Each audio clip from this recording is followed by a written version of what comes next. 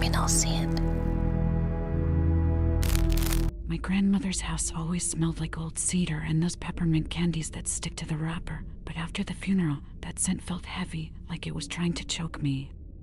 I was there alone, tasked with clearing out the attic because my parents couldn't bring themselves to face it. They said it was too painful, but looking back, I think they were just terrified of what was buried under the floorboards. I found a leather-bound box tucked behind a stack of moth-eaten quilts. Inside weren't family heirlooms or jewelry. It was a collection of journals and a thick stack of manila envelopes that changed everything I thought I knew about my own blood. You have to understand, I grew up with the story of Uncle Arthur. He was my father's twin brother, the one who suffered a terrible accident when they were kids. My parents told me he lived in a specialized care facility in a different state because he needed constant medical supervision.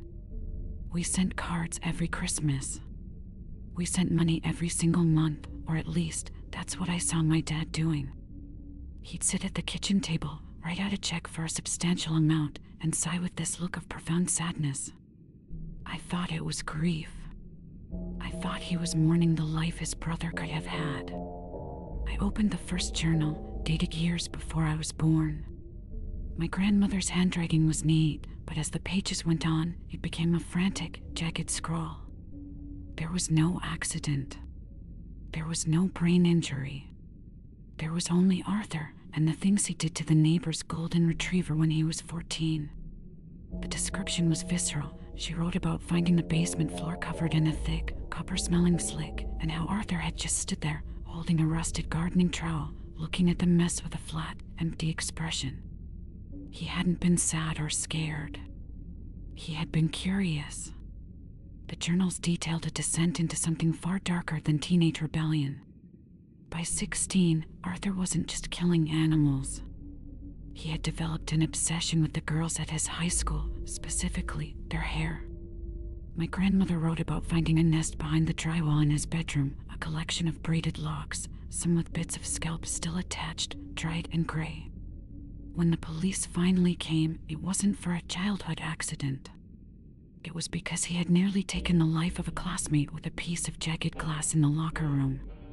The school had covered it in blood. She described the way the red soaked into the grout of the tiles, how it looked like a map of a place no one wanted to go. He wasn't sent to a care facility. He was institutionalized in a high-security psychiatric ward for the criminally insane, and later moved to a state penitentiary when he came of age. I sat there on the attic floor, my skin crawling, as I realized my Uncle Arthur was a monster who shared my father's exact face. But that wasn't even the worst part. The worst part was the envelopes. I tore one open. It wasn't a receipt from a hospital. It was a report from a private investigation firm. There were photos, grainy, long-lens shots taken from across streets and through dark windows. I looked at the date. It was from 5 years ago. I opened another 3 years ago. Another 6 months ago. My parents weren't sending money for care. They were paying a premium to keep tabs on a ghost. Every time Arthur was parlayed, every time he was released on a technicality or moved to a halfway house, the investigators were there. They were paid to track his every move, to document where he ate, where he slept, and most importantly, how close he was getting to us. The photos in the most recent envelope were gut-wrenching. In them, Arthur looks exactly like my dad, but stripped of any humanity. He's gaunt, his skin clinging to his cheekbones like wet parchment. His hair is thin and greasy, but his eyes, they have that same flat, predatory curiosity my grandmother described in the basement all those years ago. In one photo, he's sitting on a park bench, staring directly into the camera lens. It's like he knew he was being watched. He's smiling, and it's a wide, wrong smile that shows too much of his gums. I started shaking as I realized the scale of the deception. My parents had spent my entire life living in a state of tactical retreat. Every vacation we took, every time we moved houses, which we did often when I was a kid, it wasn't for better schools or Dad's promotion. It was because Arthur had drifted too close. They were moving us like pieces on a chessboard, trying to stay one step ahead of a man who shared our DNA and a thirst for something I couldn't even name. I reached the bottom of the box and found a final, smaller envelope. It wasn't from the investigator. It was a handwritten note from my father to my grandmother, written only a few weeks before she passed. "The money isn't enough anymore," it read. He started asking about the boy. He found the old address. The PI says he's been seen hitchhiking north. We might have to go dark again. Don't call the house. The boy was me. I felt a coldness settle in my stomach that I don't think will ever leave. I looked at the last photo in the stack. It was taken at a gas station just 3 towns over from where I am right now. Arthur is leaning against a rusted pump, wearing a jacket that looks just like one my dad owns. He's holding a newspaper, and he's looking toward the highway, toward my front door. I haven't told my parents I found the box. I don't think I can. How do you look at your father and tell him you know his twin brother is a butcher? How do you tell him you know that every gift and card was actually a bribe to the universe to keep the monster at bay? Last night, I was sitting in my living room when I heard a soft sound against the front window. It wasn't a knock, it was more like something sliding against the glass. Like a fingernail or a piece of metal. I didn't go to the window.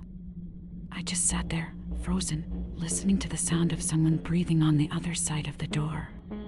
It was a heavy, wet sound, the sound of someone who has waited a very long time to come home. I'm looking at the photo of Arthur again as I write this. I'm looking at his hands. In the photo, his fingernails are jagged and yellowed. And as I sit here in the silence of this house, I can hear that sliding sound again, scrape, scrape, scrape, right against the wood of the front door. My father's twin is outside. And the monthly premium has finally run out.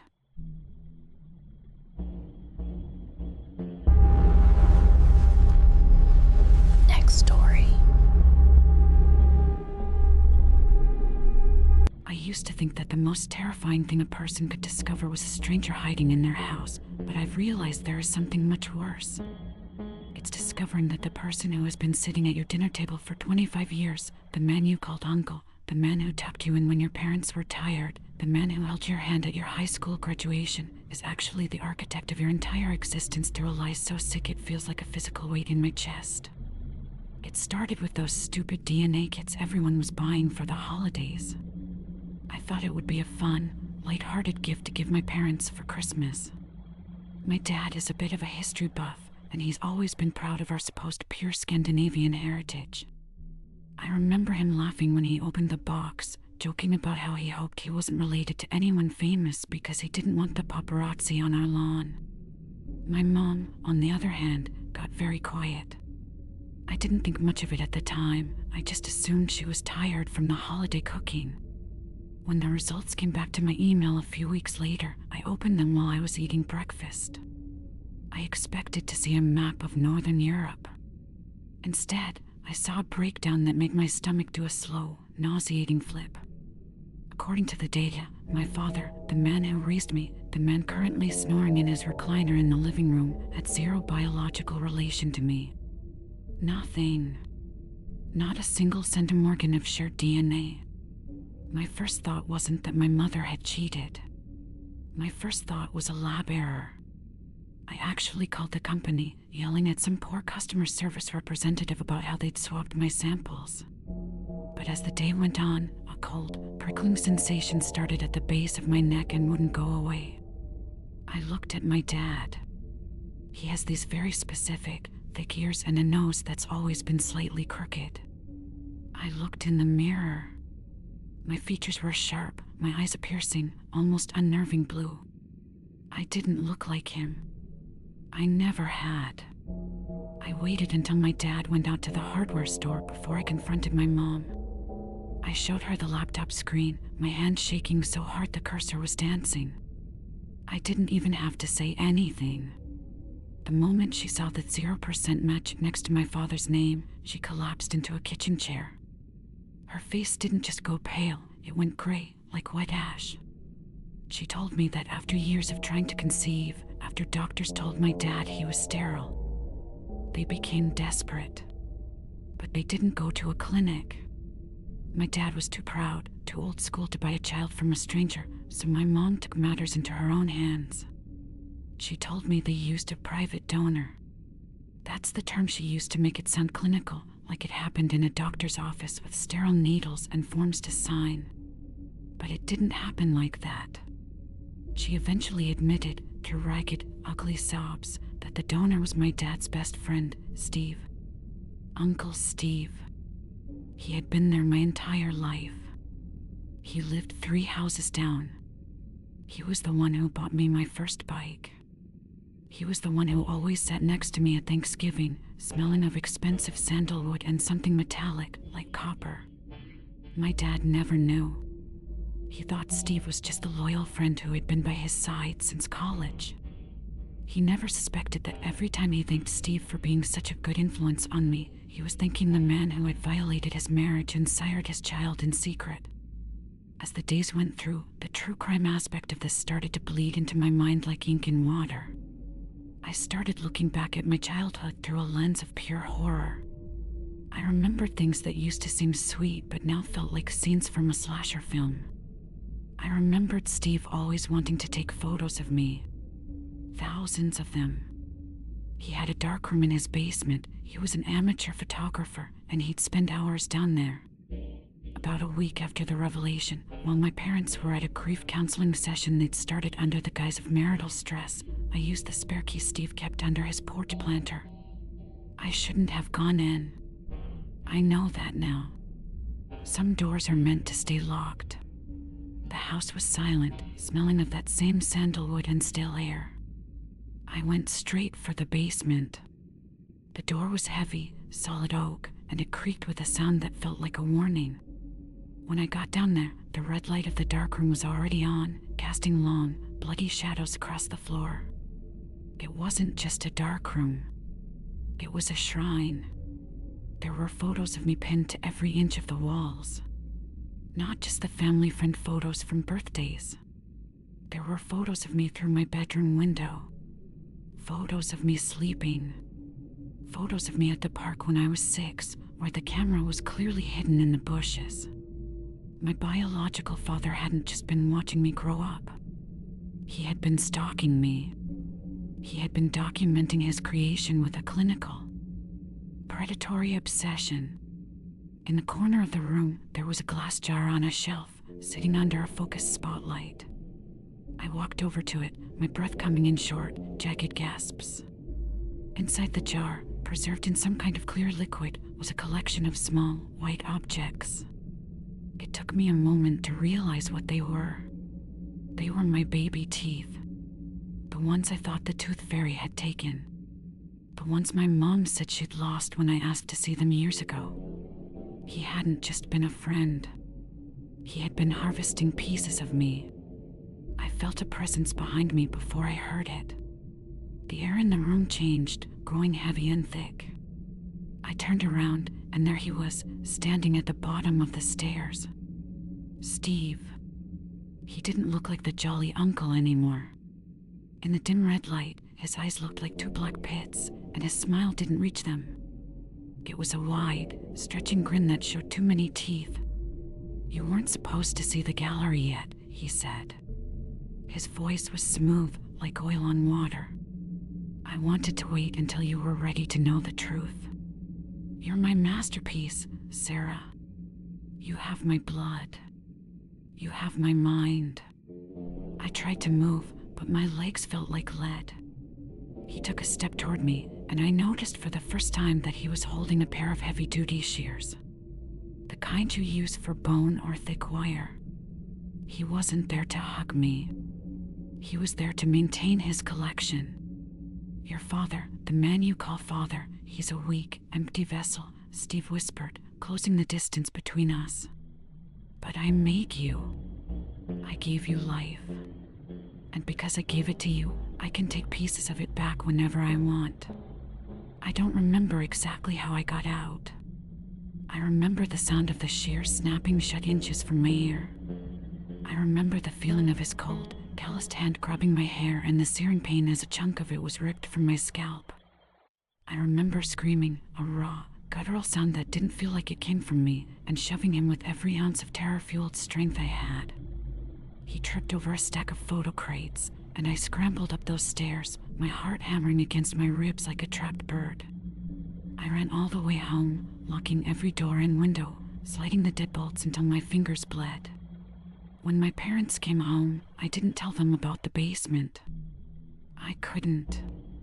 How do you tell your father that his best friend is a monster who has been grooming the entire family for a quarter of a century?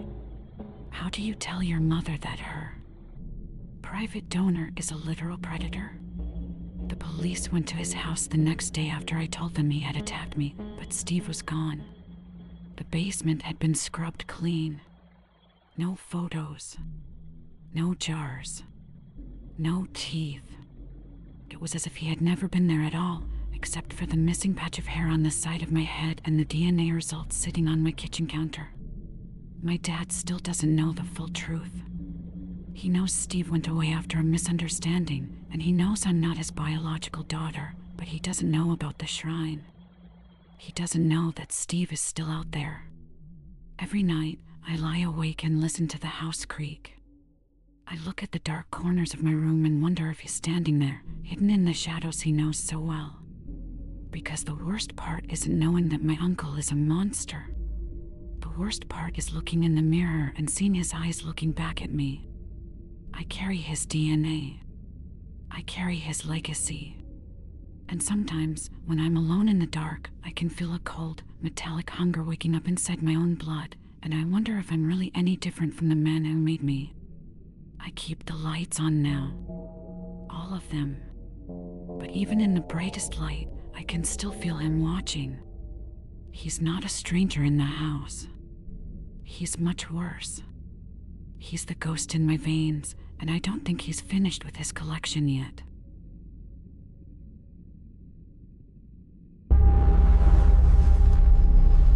Next story.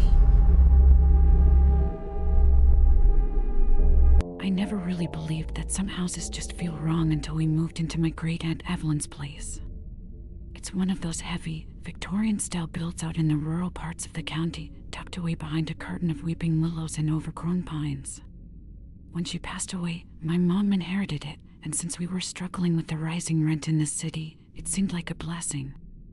We thought we were just moving into a free house that needed a little wallpaper stripping and some fresh paint. But there was this specific atmosphere in the guest room on the second floor that felt like walking into a cold lake. The guest room was dominated by this massive, floor-to-ceiling oak wardrobe. It was a beautiful piece of furniture, but it was so heavy it looked like it was anchored to the floorboards. My mom was adamant about moving it to the other side of the room to let more light in, so my dad and I spent a good hour sweating and heaving until we finally managed to slide it away from the wall. That's when we saw it. Behind where the wardrobe had stood for probably 40 years, there was a small, narrow door. It was built flush into the wainscoting, painted the same dull cream color as the rest of the room, but the hinges were solid iron and there was a heavy sliding bolt locked from the outside. My dad laughed, thinking it was just some old laundry chute or a hidden safe, and he slid the bolt back. It didn't creak, it moved silently, like the mechanism had been oiled recently. When the door swung open, the smell hit us first. It wasn't the smell of a dusty attic or old wood. It was the scent of stale peppermint, antiseptic, and something underlying it that smelled like wet copper and rot. We peered inside with a flashlight, and my mom, who had been standing by the window, suddenly let out a sound like she'd been punched in the stomach. It wasn't a crawl space. It was a bedroom. It was a tiny, perfectly preserved capsule of the 1950s, tucked into the hollow between the guest room wall and the sloping roof. There was a small metal friend cot with a pale blue quilt, a wooden rocking horse that looked brand new, and a shelf filled with dolls. But the dolls were wrong. Their eyes had been painted over with thick, black lacquer, and their fingers had been filed down into jagged points. The wallpaper was decorated with faded yellow ducklings, but someone had used a fingernail or a small knife to gouge out the eyes of every single bird on the wall. My mom's face didn't just go pale, it turned a shade of gray that I didn't think was possible for a living person. She started shaking, her breath coming in ragged, shallow gasps. She looked at the floor of that tiny room where a stained porcelain bowl sat next to a small, rusted bucket. There were deep, frantic scratch marks on the inside of the door, the kind of marks made by someone trying to claw through solid wood until their fingernails ripped away from the quick. She finally broke down. She told us about her sister, Clara. Growing up, my mom was told that she was an only child, but she remembered fragments. She remembered hearing a thumping sound from the walls at night. She remembered her mother, my grandmother, carrying trays of bland porridge and medicine up to the guest room and locking the door behind her. The town's official story was that Clara had been snatched from the front yard by a passing drifter when she was 4. There were search parties, posters, and years of public mourning. But the truth was much more hideous. Clara had been born with what the family called a broken mind. She had severe developmental issues and fits of violent screaming. In a small, high-society town in the 50s, having a child like that was seen as a curse or a mark of bad blood. To avoid the scandal, to keep the family's reputation pristine, they simply erased her. They built that room behind the wardrobe and put her in it. They told the world she was gone, and then they moved her into the wall. My mom confessed that she used to sit outside that wardrobe as a little girl, listening to the muffled whimpering on the other side. She thought it was a ghost. She didn't realize it was her sister, living in the dark, eating from a porcelain bowl, and never seeing the sun. Clara lived in that box for 10 years. 10 years of growing in the dark, her limbs cramping in the small space, her only company being the dolls she mutilated out of pure, isolated madness. When Clara eventually died of a fever at 14, my great-aunt and grandmother didn't call a doctor. They couldn't. To the world, Clara had been dead for a decade. So, they waited until the middle of a thunderstorm, wrapped her small, wasted body in a burlap sack, and carried her into the woods behind the property. They buried her in an unmarked patch of dirt near the creek, under the roots of an old oak tree, and then they came back, locked the bolt on the hidden door, and pushed the wardrobe back into place. That night, after the confession, the house felt different. The air felt heavy, like it was saturated with a decade of unspent screams. I couldn't sleep. I kept thinking about that porcelain bowl and the scratch marks. Around 3 in the morning, I heard it. It wasn't a loud noise. It was a soft, rhythmic dragging sound coming from the hallway. Scrape, thud, scrape, thud. Like something was pulling itself along the floor because its muscles hadn't developed enough to walk. I stayed frozen in my bed, staring at the gap under my bedroom door. The scraping stopped right outside. Then I heard the sound of wood meeting wood. It was the sound of a wardrobe being moved. It shouldn't have been possible. It took 3 grown adults to budge that thing, but I heard it sliding across the floorboards in the next room with a violent, screeching force. I grabbed my phone and turned on the flashlight, creeping out into the hall. The door to the guest room was wide open. I stepped inside, my heart hammering against my ribs so hard it hurt. The wardrobe had been flung across the room, crashing into the far wall and shattering the mirror on its front. The small door to the crawl space was standing open. I looked down at the floor and saw a trail. It wasn't blood, not exactly. It was a dark, viscous fluid, like old, stagnant water mixed with black bile. It led from the crawl space, across the rug, and straight toward the window. The window was open, the sheer curtains fluttering in the damp night air. I walked over and looked out into the backyard, my flashlight beam cutting through the mist. Down by the edge of the woods, near the old oak tree, the ground had been disturbed. A mound of dark earth had been pushed upward from below. And there, standing just at the tree line, was a figure. It was thin, unnaturally thin. Its skin was the color of a mushroom, pale and translucent, stretched tight over a skeletal frame. It was wearing a tattered, filth-stained nightgown that might have been blue 60 years ago. It wasn't looking at the woods. It was looking up at me. Its hair was a thin, matted mess of grayish strands, and even from that distance, I could see that its eyes weren't right. They were wide, milky white, and completely devoid of pupils, just like the dolls on the shelf. It didn't have a nose, just two raw slits in the center of its face. It held something in its hand, a small, wooden rocking horse, caked in wet mud. It began to move, but not back. Into the woods. It started toward the house with a jerky, hitching gait, its joints popping with a wet, sickening sound that carried through the quiet night. Every few steps, it would stop and tilt its head, sniffing the air like an animal. It wasn't a ghost. It was something that had been kept in the dark for so long that it had become part of the dark. I ran to my parents' room and screamed for them to wake up, but when we got back to the guest room window, the yard was empty. The only evidence was the mud on the windowsill and the smell, that cloying, suffocating scent of peppermint and rot that now filled the entire upstairs. We didn't stay another night. We packed what we could and left for a motel. But as we were driving down the long, dirt driveway, my headlights swept across the willow trees. For a split second, I saw her. She was crouched in the high grass, her long, jagged fingers digging into the dirt. She wasn't looking at the car. She was looking at the house. I think about her every time I'm in a room with a large wardrobe. I think about the fact that the police went out to the woods and found the burlap sack under the oak tree, but it was empty. The bones weren't there.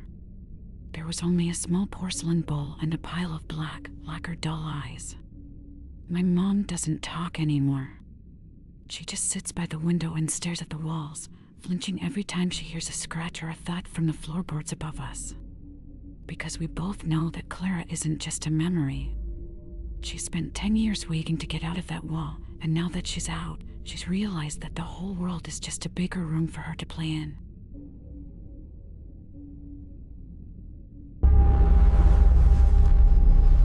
Next story.